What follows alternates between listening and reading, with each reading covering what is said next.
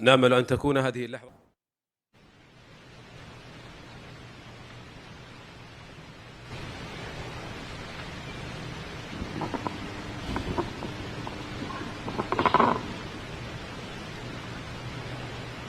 بسم الله الرحمن الرحيم. In the name of God.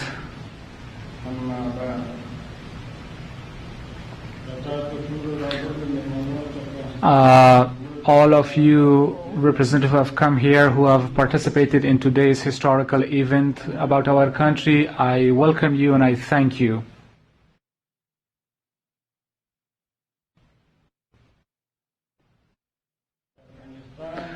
Afghanistan, the Islamic Emirate of Afghanistan, the Taliban, and the United States, successful negotiations and the agreement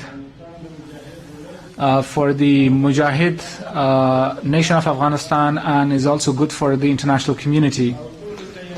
And I congratulate everyone for that achievement. The Islamic Emirate of Afghanistan, with the United States, the agreement that it has reached, we are committed to this agreement to enforce it. Also, we want, as a political force, to maintain with its neighbors, regional countries and international community, we want a positive relationship with all. The Afghan nation has been suffering for the past 4 decades. We have suffered tremendously, and I hope that with the withdrawal of all foreign forces from Afghanistan, that the Afghan nation, under an Islamic regime, will take its relief and embark on a new prosperous life. We all want to be attentive to the unity and prosperity of our country. For this reason, I call on all Afghan factions to honestly and sincerely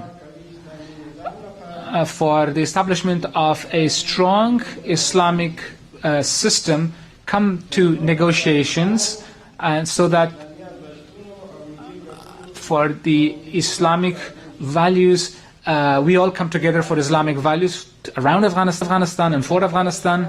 And at the end, I would like to take the opportunity to express my gratitude to the Qatari Highness, and also to the Deputy Prime Minister and Foreign Minister Abdurrahman Al-Sani, and also for other Qatari officials who, during this long period of negotiations, they supported the peace process and hosted us and facilitated everything for us, and took a lot of favor. I would like to thank them and express my gratitude for that. Also, in terms of peace, and the Pakistan's, and thank them for their efforts, for their work and assistance. I would like to thank them for that. Also, I would like to thank China, Uzbekistan, Iran, Russia, Indonesia, Norway, and other countries who supported the peace process. I would like to thank them. And finally, I hope that in the rebuilding of Afghanistan, all of them to participate and to take part in the future of Afghanistan. And thank you so much. May peace be upon you all.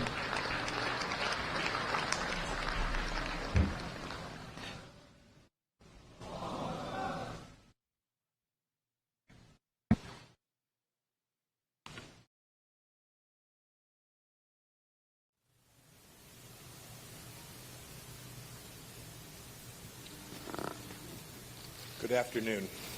I want to start by thanking His Highness Sheikh Tamim for Qatar's invaluable role as host for these historic talks. His unstinting support and yours, Mr. Foreign Minister, supported both sides in helping to reach this momentous day. The United States and the Taliban have endured decades of hostility and mistrust. Previous talks have faltered. This effort only became real for the United States when the Taliban signaled interest in pursuing peace and ending their relationship with Al-Qaeda and other foreign terrorist groups. They also recognized that military victory was impossible. I then asked Ambassador Khalilzad to serve as our lead negotiator to gauge the Taliban's sincerity. The agreement that we will sign today is the true test of this effort. We will closely watch the Taliban's compliance with their commitments and calibrate the pace of our withdrawal to their actions. This is how we will ensure that Afghanistan never again serves as a base for international terrorists. The negotiation process in Doha, with all of its twists and turns, has shown it is possible for us to take this step together. Over the past 7 days, violence levels have reached their lowest point in the last 4 years. U.S. and Afghan forces responded to the reduced enemy attacks by also respecting peace. It was not perfect, but the Taliban demonstrated, even if only for a week, that when they have the will to be peaceful, they can be. The Afghan people have rejoiced. They're moving freely about the country to visit family and friends. They're trading. They're even dancing in the streets. But we're just at the beginning.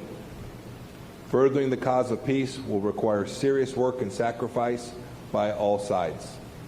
The United States, the coalition, the Taliban, the Afghan government, other Afghan leaders, and the Afghan people themselves to maintain the momentum needed to reach a comprehensive, inclusive, and durable peace.